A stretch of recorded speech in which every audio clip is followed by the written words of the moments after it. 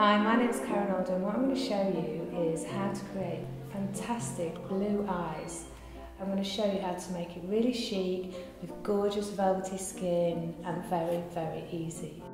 One of my first tips is, when you're doing really dramatic eyes, is concentrate on doing the eyes first, because if you make any mistakes it's a lot easier to clean off. So what we're going to do first is prep the lovely Stephanie's face with this Terry brightening serum. We want the foundation to be very sheer, very fresh and very chic.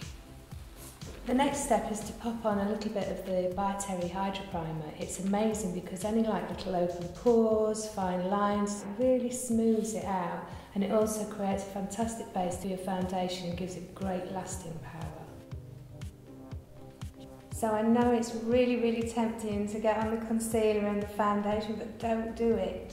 Let's concentrate on the eye makeup first. So pop on some of the eye primer, which basically smooths out all the lids and it makes the eyeshadow have complete staying power, so you know that you can go out all night, your eye makeup will survive an entire party. I really got into putting eye makeup on first before bases when I started working with Pixie Love. She was massively into the great big black smoky eyes, and we found it was just a much quicker and easy way to go about it than putting bases on first. We're going to put on Ombre Black Star in Paradise Island. It's an incredible blue. I love using cream eyeshadows because they're so foolproof. Okay, so next what I want to create is sort of more drama around the outer edges here.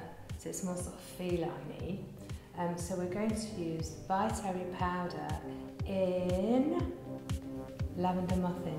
A really good tip is just spray water onto your shadow and it just stops all the dropping. We're going to go here and just work in the powder, and you go up into the socket line. Nice, beautiful feline shape there. My other little tip here is don't go in further than where the pupils of your eyes are. Just literally look at yourself bang on in the mirror, see where your pupils are and start there and work out. And kind of follow the shape of your jawline.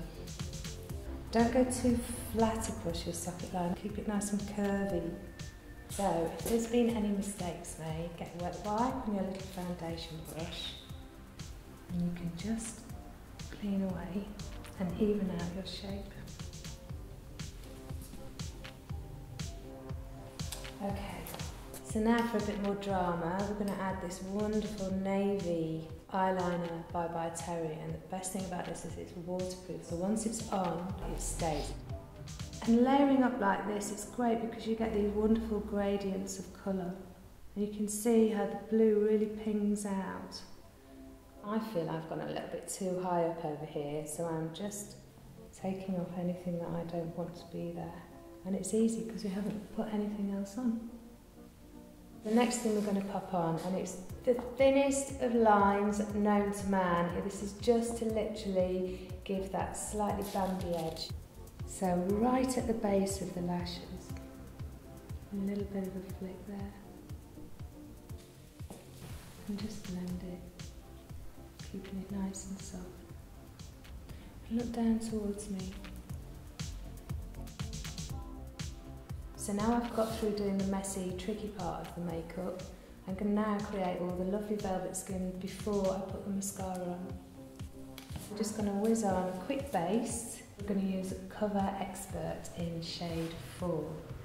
Both Steph and I absolutely fell in love with this foundation on the campaign. It's amazing. It looks velvety and perfect already. It's so easy to apply. You barely have to use any powder and it lasted all day.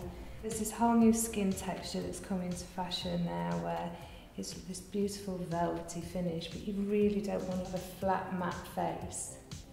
You still want to have some life in it. Okay, so now what I'm going to pop on is a little bit of the hyaluronic face powder, and I have to say, this is amazing. I absolutely love it and I will not be taking it back after we finish filming today. It literally puts everything into soft focus. It's incredible. It's so finely milled. It's invisible. I'm going to put the Blue Vision kohl along the waterline of Stephanie's eyes. Also, pop a little of that here in the eye corners, just to connect into that lovely feline shape. Just gives that real cool edge. I love to put a little bit of the highlight here because it really spaces out the eyes. Okay, now for the mascara. This is really dramatic and it's also got a lash booster in, which I just love. I've got quite long lashes, but they're getting thinner as I get older, sadly, and I think the growth booster is an absolute genius invention.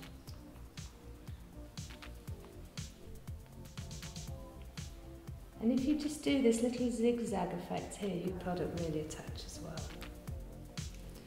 I'm just darkening the brows down here just to balance out the blue. As you can see, it just finishes off a look.